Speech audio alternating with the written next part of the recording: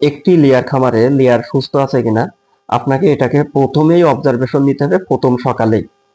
আপনি যখন খামারে প্রবেশ করবেন তখন দরজার মুখে প্রবেশের আগে আপনাকে কি করতে হবে, লেয়ারের সাউন্ড অবজারভেশন করতে হবে। তার যে ডাক, ভোকাল ভোকাল যে ডাকটা ক্লিয়ার আছে কিনা।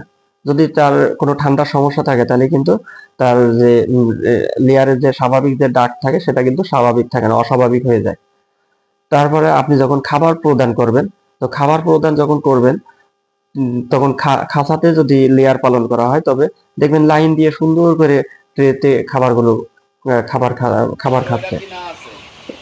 অথবা যদি ফ্লো সিস্টেমেও করেন, তো ফ্লো সিস্টেমে যখন আপনি একটি লেয়ার খামারে যখন খাবার দিবেন তখন খাবারটা কি হবে, তারা গোল হয়ে সুন্দরভাবে তারা একসাথে খাবার গ্রহণ করতেছে, কোনো জাতীয় অনীহা থাকতেছে না।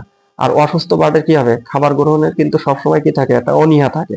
তো এই যে অনীহা যাতে থাকবে তাহলে বুঝতে হবে যে আপনার খামারে সমস্যা আছে।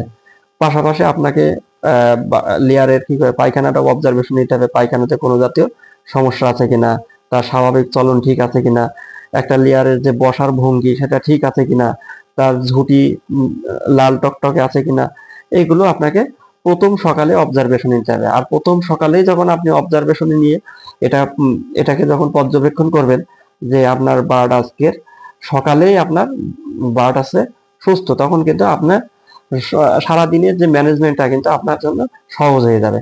কিন্তু যদি বার্ড অসুস্থ হয় তাহলে এই জাতীয় অস্বাভাবিক কাজ থাকে, তাহলে আমরা ওই সময় ওই সময় কি করব, সকালে আমরা অবশ্যই একজন বাংলাদেশ ভেটেরিনারি কাউন্সিল হতে রেজিস্টার প্রাপ্ত একজন ভেটেরিনারিয়ানের শরণাপন্ন হয়ে সমস্যাগুলোকে